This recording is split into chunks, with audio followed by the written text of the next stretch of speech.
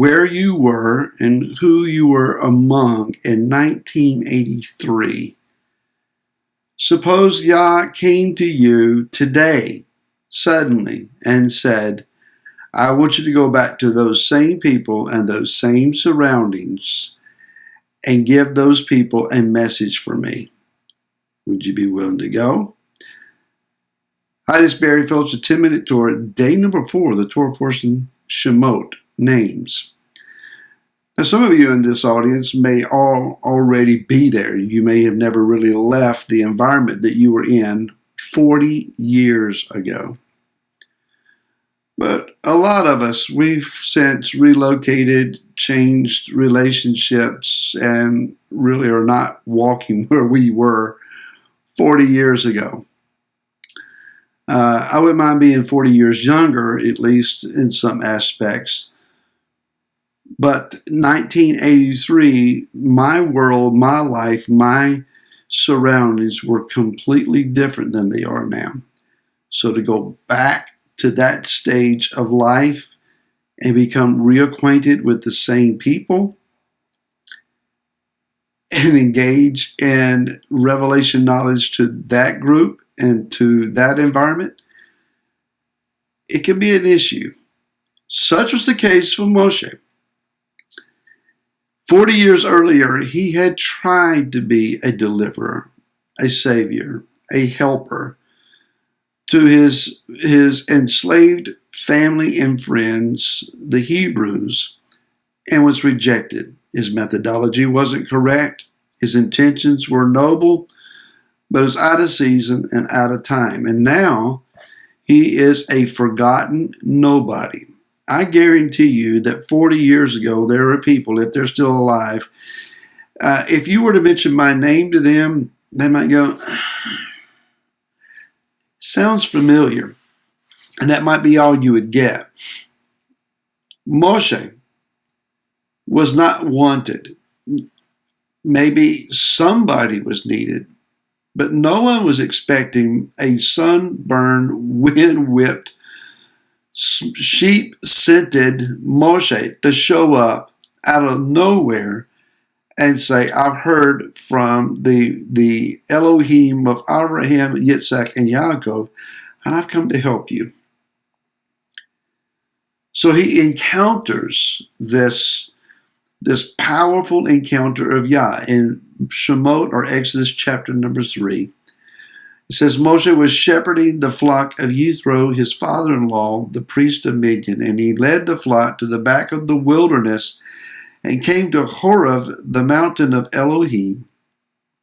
And the messenger of Yahweh appeared to him in a flame of fire from the midst of a bush, and he looked and saw the bush was burning with fire, but the bush was not consumed. Moshe said, let me turn aside now and see this great sight, why the bush does not burn. And Yahweh saw that he turned aside to see, and Elohim called to him from the midst of the bush, saying, Moshe, Moshe. And he said, here I am.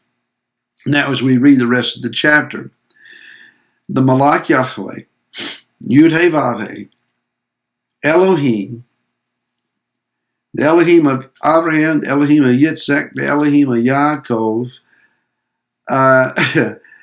Then we get down a little bit further, and he says that his name is Ayeh, Asher Ayeh.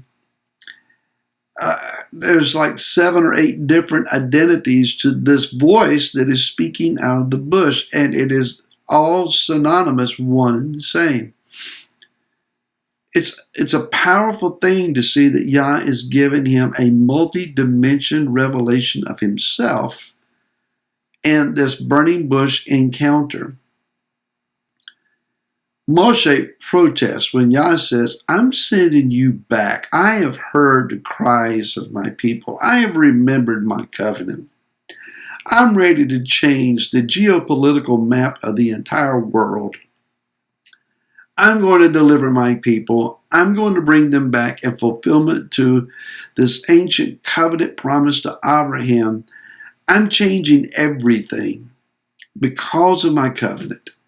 And Moshe, you're the man. I need your help. I want to send you and I need you to go. But he's asking him to retreat 40 years. Moshe, again, he's forgotten. He is perhaps running. It says that Yah heard the cries of the Hebrew people in Mitzrayim. In his spirit, was Moshe also hearing these same cries? Was that what he was trying to run from? He is absolutely in the middle of nowhere. This is about as far away as you can get away. And he is trying to deal with this defeat that he's experienced. He's in Midian, which means strife and contention. He's specifically at a place called Horeb, which is desert or dry or perhaps deserted. Why is he leading his sheep all the way out there? Now, ultimately, he leads the sheep of Israel there. But Moshe is depressed. He's despondent, and he's saying, you got the wrong guy. And he says in verse 11, who am I that I should go to Pharaoh? There is a problem with me. When Yah calls us to those things that he desires us to do, it will absolutely be bigger than our capability. It will always tax our resources and our availability, our skill set. He absolutely calls us to do things that we're not qualified to do, but he qualifies us. He enables us, not through our own ingenuity and physical abilities, but through his power. That is a consistent model that Yah has employed over and again. What he requires of us to have as an abundant resource is obedience and willingness. Father, I'm available and I'll do what you say. Be careful how you pray those words.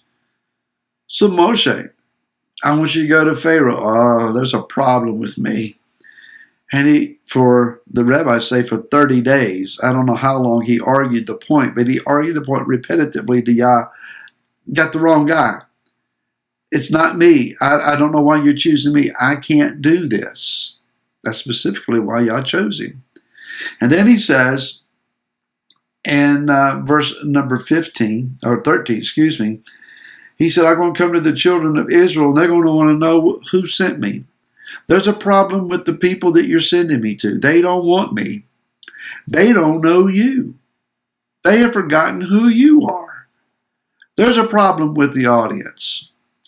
So even if you can fix me, how are you going to fix them?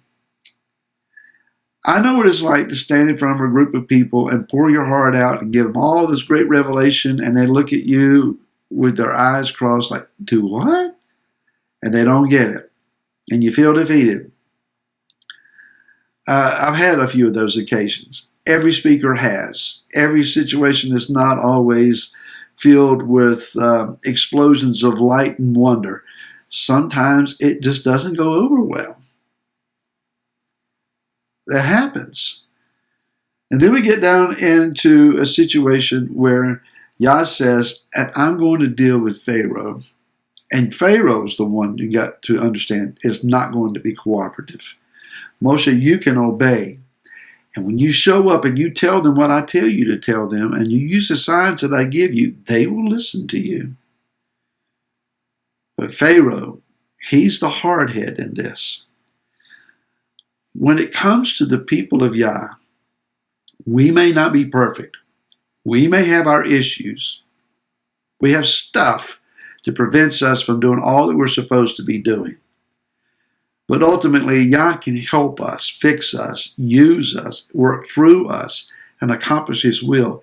It is the systems of this present world. It is the hardheads who think that they're in charge that Yah has to break down and bring to humility. Don't be one of those people. Be one of the people that says, I don't understand how you're going to do it. I don't know how you're going to do it, but I'm here. Use me. And Yah just may use you to break a hardhead or two. You never know. We'll see you again tomorrow. To this, shalom.